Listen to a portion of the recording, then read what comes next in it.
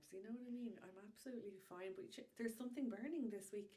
Something I really want to talk about. Okay. Yes. And we it's are going to go there. It's kind of driving me mad, this thing about gentle parenting. Is it just narrative. us? Or do we need to debunk this narrative of, in inverted commas, gentle parenting? And I think this will be a good thing even for those of you who are considering coming into the membership and things like that. Because, like, I think a lot of people are like, I'm not going to listen to that now. That's all, like, permissive and... Airy-fairy. Yeah, airy-fairy. And you can't say no and everyone's going around doing yoga. And... No, but you know, like, it's not... That's not what we're about. And actually, this will be a really good way to show you what we do think parenting is about. And the thing is, like, it's an unfortunate name, the gentle parenting, because it gives you this image or conjures up an assumption that it means kind of soft and please get down from the table, don't slap mommy. Like, that's not it. And I just think, you know what, there's so many different labels and parenting styles and all that it's essentially like what it comes down to, or what's probably missing or misinterpreted around any of this, but especially the gentle parenting, is that it's still really boundaried, and that boundaries are what keep a child safe, both emotionally feeling safe, but actually safe physically, and they're key and integral and firm. I try to stay away from the term gentle parenting when I'm same. talking to parents too. So I'm like, it's kind of conscious connected parenting, you know, and it's about boundaries plus connection equals my parenting style, and love and safety and warmth. And really, like, it goes back to there's three main umbrellas, like, so authoritarian, which is your fear, punishment, disconnected kind of thing. Authoritative, which is where you're the authority still, you're putting in your boundaries, but you're staying in connection and there's not fear. And then you've got the permissive, and that's where people are putting the skew. That's where people are putting the gentle parenting into the permissive bracket. Permissive parenting is dangerous because it lets the child do what they want. You're not firm enough, and they don't know that they're safe inside that container of the parent-child relationship, and that you're saying no to things. And you're saying, like, this is the boundary and this is the expectation. So that's it, isn't it? There's like these three spaces, and I feel I'm sitting right in the middle. I'm in that authoritative. Yeah. It's confusing. It is very confusing. Yeah. Yeah. And your parenting style, to be fair, is unique to you as well, and your relationship and all of that. With personalised parenting plan. That's what I do in my practice. Yeah. Because it's just always different for every child as well. Because every child is unique, and every child, like, you know, I always come back to this, you know, Gabor says that, you know, no two children are ever parented the same, even by the parents themselves, because you change and you grow and you learn, and you might think, oh, I treated them all the exact same way. You didn't. You don't. You never do. And it's a different relationship. Like, my relationship with you is different to my relationship with another friend.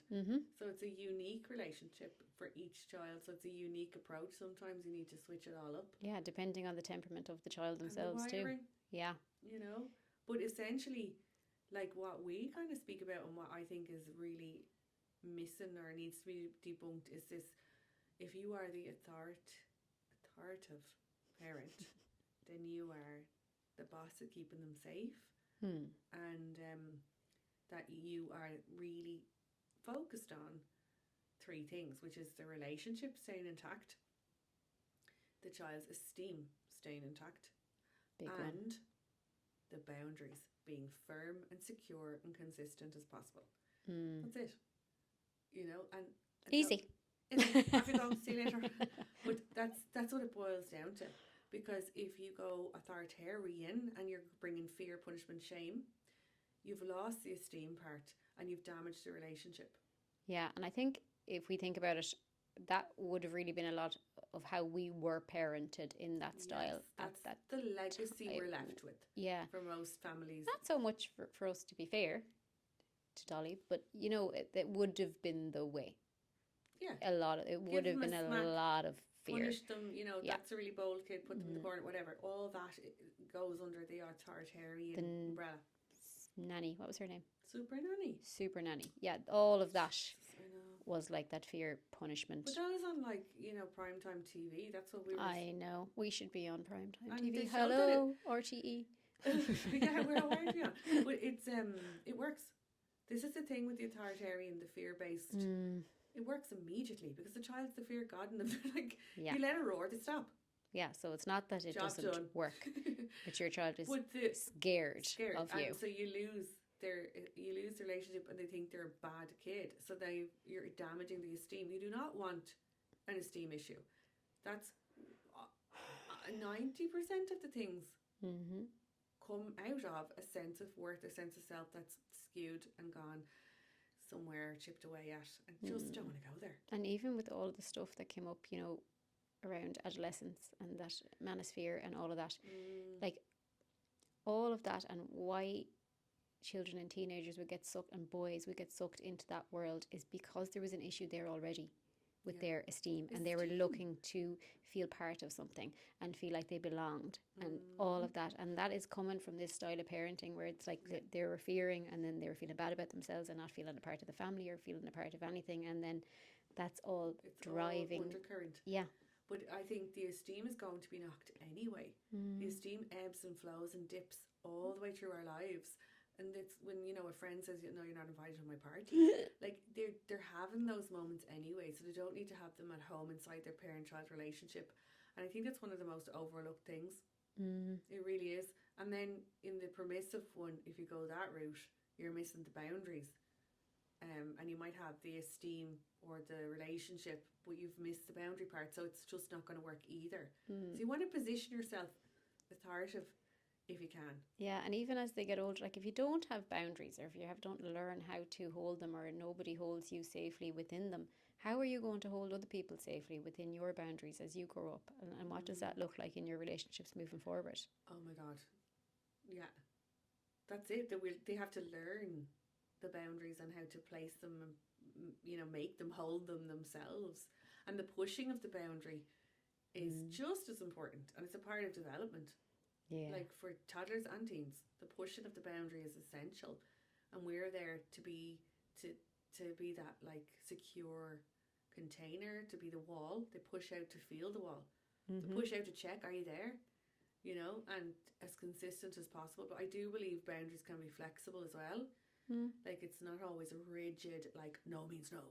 It can be like, well, it is Christmas, so yeah, you are staying up a bit later and watching a movie, and yeah, we are going to, you know, have extra screen time, or like it's not that we're rigid in our boundaries, but we're as consistent as possible.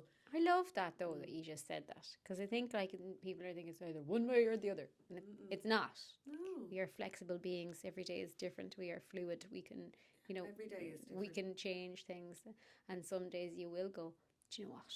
Go on, have another bit of this, or we will, and it feels so special and different and exciting. Then, but it's, I think it's like the thing that's missed, and you would have done this as well. You did the circle of security and all that. Like it's a safety in boundaries that I think also is maybe misunderstood. It's not just like, well, I'm the boss and I have control of my child because I put in boundaries really clearly. It's like, no, they feel safe with you because they know what to expect. It's not like one day I'm allowed to do this and the next day it's a hard no, and the next day now I don't know what to expect. I don't know what's coming at me. Now I feel anxious. Yeah. You know? And when you use the phrase of like, I will keep you safe no matter what, you won't always like how I parent you, and that's okay, because I'll keep you safe no matter what. And I use that with mine all the time. And even as they're getting bigger now, you know, and different things are coming up, and some of them are getting phones, and some of them are watching TikTok, and some of them are watching YouTube, and all of these are hard no's in our house. And because I've explained to them why they won't have them, and like they're coming to me going, we don't want them because we know that it's not good for you. Yeah, that's amazing. I know, but like they're and like I haven't forced them to do that, but they're like, I don't even want to be watching that because I don't think that it's actually good for them either. Yeah, and they see a shift and they notice the change, and they're like, I know why you keeping me safe actually. Yeah, and if they don't know it immediately, they know it eventually. Yes. Yeah. Eventually they will. They mightn't all have the wherewithal to notice now, and they might be pushing you, going, please, please, please, please, please, I want to take it now. I want you to have it. But like it's just a thing to ask them, say something you're saying no to is the phone, will say, ask them to notice, you know, how is it affecting your friends? Like, do you notice the difference in them? And like, they will then eventually go, oh yeah, like anything that I was said no to that I really wanted to do afterwards, then I was like, okay, I get it now. Why you didn't? Why you said no? Yeah, I can think of loads of things like that where my parents are like, you're absolutely hard, no, you're not doing that. And now as an adult, I'm like, thank God. Yeah. You know, but at the time, they won't thank you for the boundary usually. But also, I wanted to say like how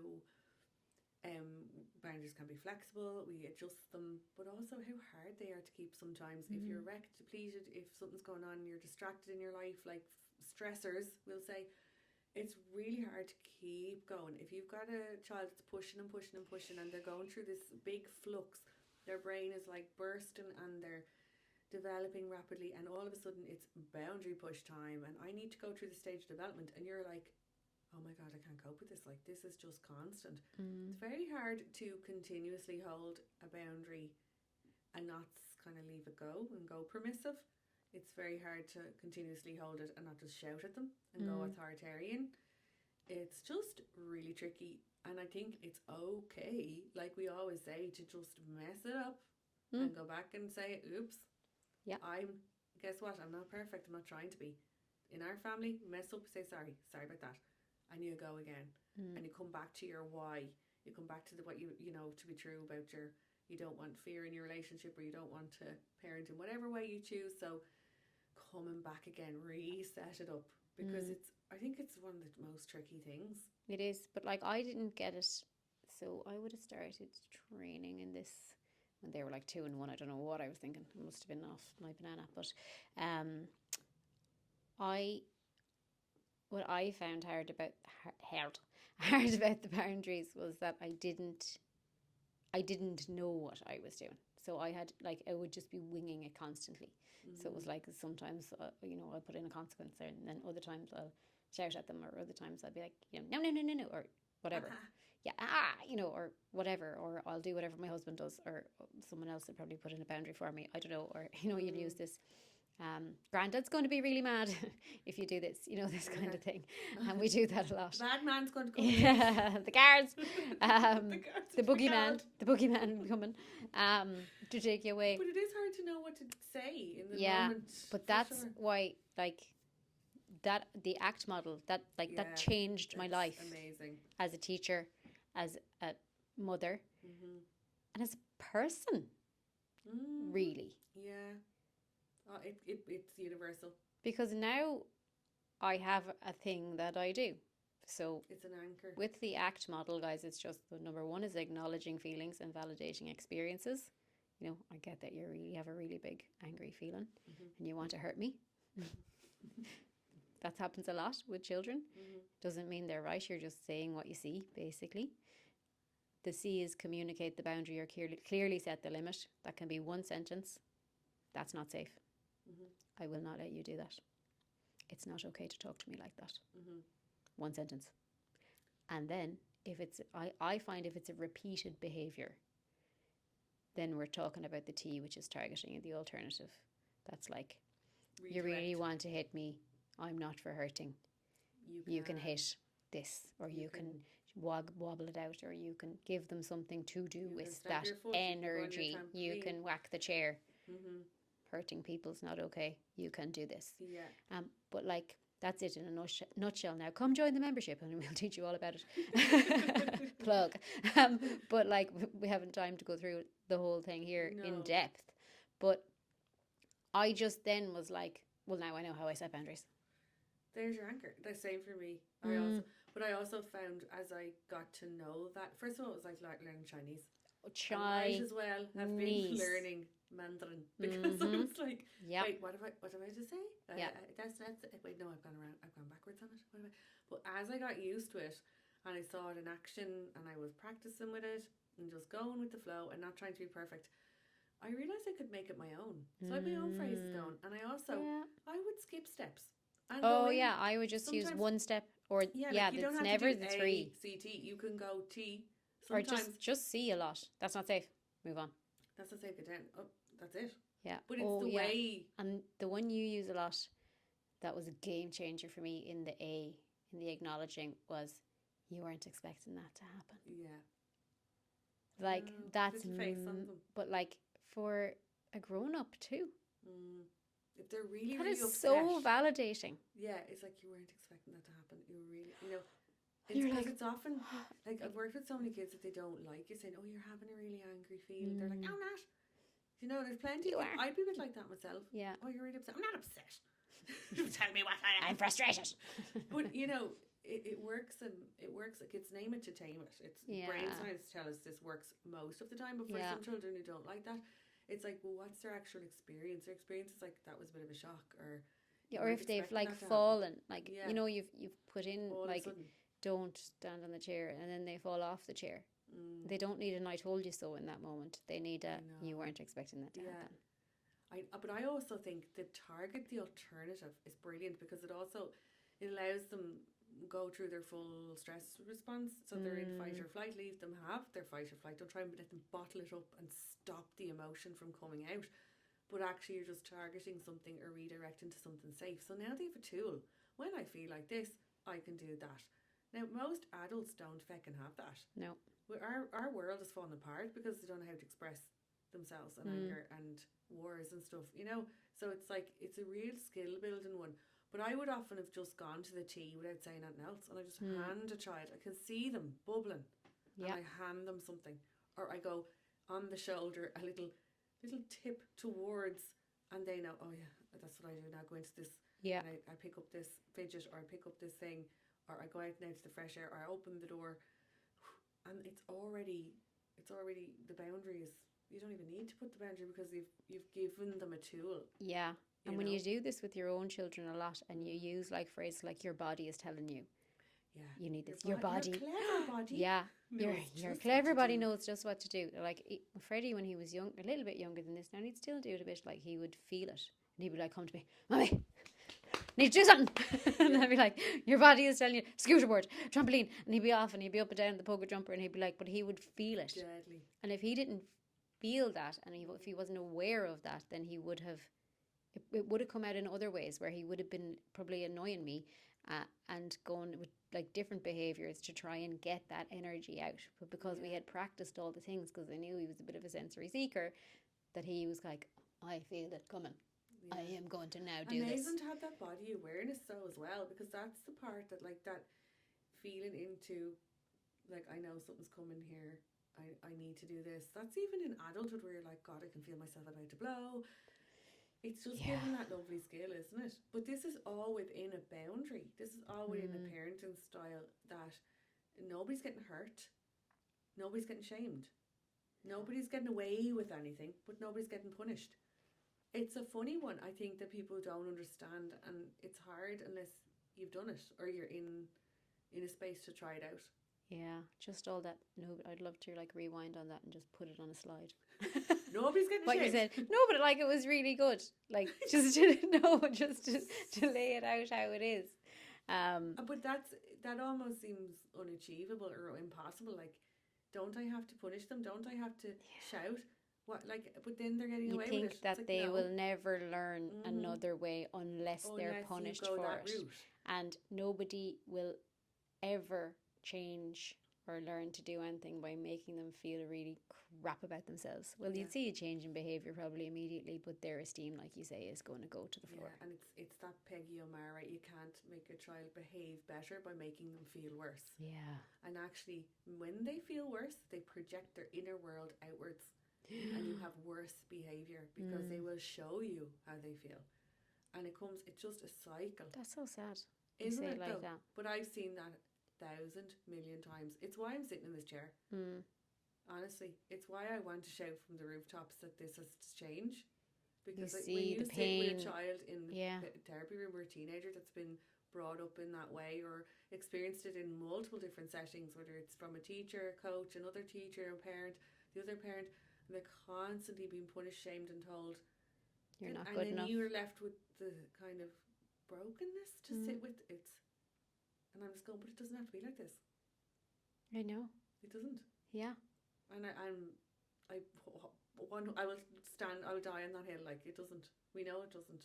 From the science, the research, the experience, my experience, like, I'm 10 years doing this now, you know? Yeah. See, many a family change and just, wow. Yeah. Oh, absolutely. And Yeah. and you can have, God, when you think of all the clients that you'd have over the years, they come into the therapy room in one way, and you're like, What? whoa. You know, And then by the time you finish, which could be God knows how long with these complex cases, and you're like, there's that same child walking out the door, but I saw them differently. yeah. But it's I suppose, And we have, you're able to look without the parent, underneath. Without the parent, no. We need, just, it's yes, like you can still have healing, and yes, it's like a triangular, a collaborative approach, absolutely. And I think it's actually really hard if one parent is like authoritarian, let's punish, we have to shout or they get away with it, and the other parent's like, hold on a second, would we not see now there's something in this boundaries that are firm but fair, and connective, conscious parenting, like, let's try it, and it can really cause. Yeah, if you're listening now, this is probably resonating with a lot of people, because we should do an episode on when there's two different styles. Because like we would 100%, I think we would have been the same style had I not trained in the way that I did. Yeah. Oh yeah. However, and in fairness to him, he has come around to my way, but like, because I had to, because I had the knowledge and the experience to fight, my corner and stick with it, and like really be like, I'm strongly believing in this, and I'm telling you we will get there in the end. And there was so many times where he was like, no, I think we need to take things off them, and I was like, no. And I had to like nearly be like, no, please, I'm telling you, believe me. No, but it will work eventually. Like, it really had to go to those lengths, and then we can see, like, I mean, obviously we've still a long way to go, but like, you can see how happy they are. And it might not be as instant as a letting a roar at them, but it took a long time. But you see it. But you see it. And actually, on the way here, I was listening to a podcast, and there was an actress, Mariska Hargitay, do you know her, off Law and Order? She's in her 60s, I'd say, but she was saying how her daddy parented her. Like, her mom died when she was 3, so tragically. It's really sad. And her dad just stepped up and was amazing. And the interviewer was like, well, what was amazing? And she's like, well, he was reasonable. So I fucked up because I did, because I was a teenager and I was a child and I made mistakes, and he'd say, oi, that wasn't cool, like, you made a mistake there, that was shit. And she'd go, I know, yeah, sorry. And he'd go, right, you're having no telephone calls for a month. And she'd be like, oh, come on. And he'd go, okay, well, what did you learn? And she's like, look, I'm not going to do it again. And he'd be like, right, go on then. and she said, like, because he had this reason where she could say, like, he tried to kind of punish hard, and she'd be like, that's not really. Yeah, it's funny. And then she said, like, after a while, through her teens, she got to a point where if she did something wrong, she totally took accountability, and she was literally, like, so sensible, because she just loved him, and she knew that he couldn't bear it and bad to happen to her, and he loved her so much that she was just like, we had this bond like no other. And if I even contemplated doing something a bit risky or silly or out of character, I just thought, my dad.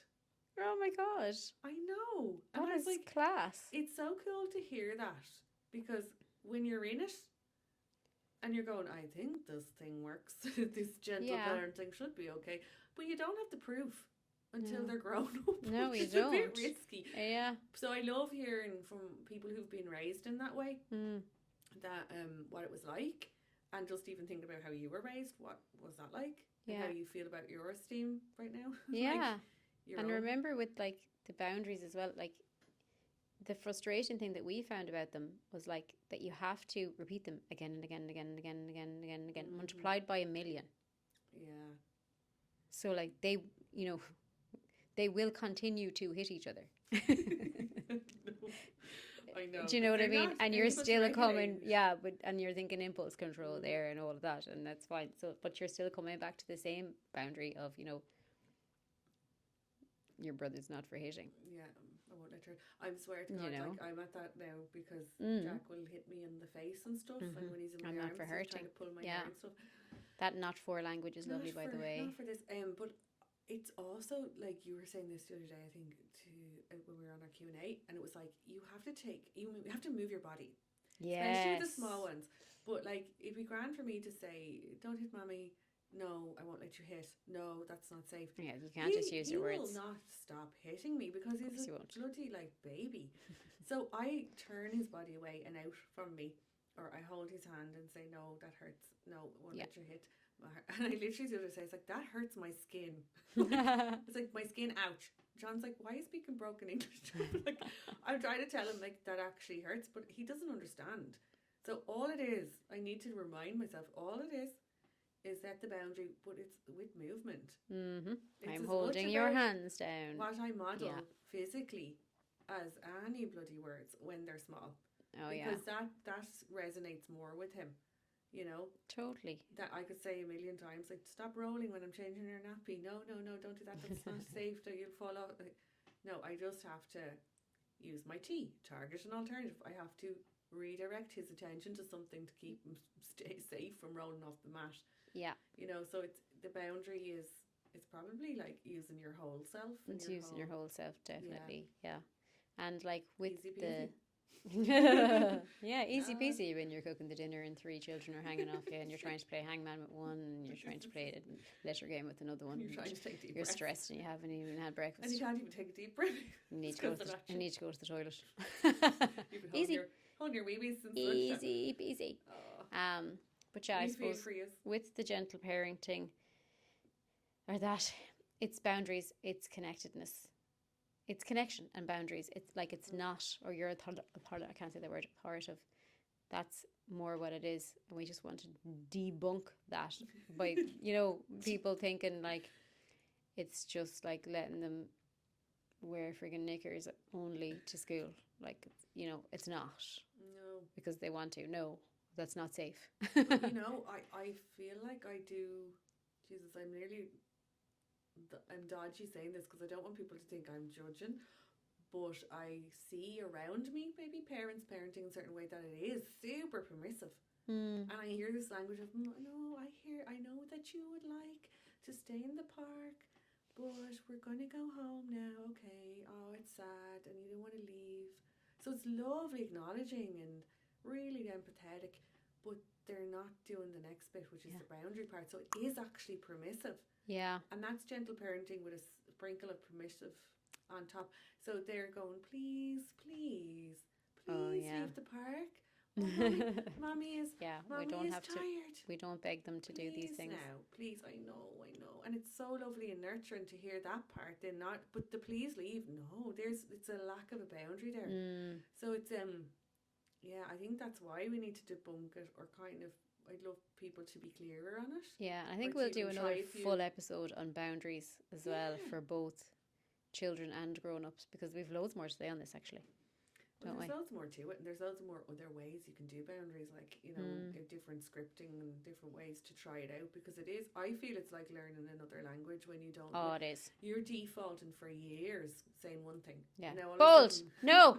Stop it. Get out of it. But now all of a sudden, you're trying to do it a different way. It's difficult. It is. It is, like you say, learning a new way of talking. And all that not for language is really good as well. But we'll come back to this one, I think. To it, and we're here. Send us in any questions. Okay. There might be some questions around this actually. We love hearing from you, so just send them in. Yeah. And best of luck with your boundaries for the week, guys. Okay. Okay. Stay boundaried. Bye.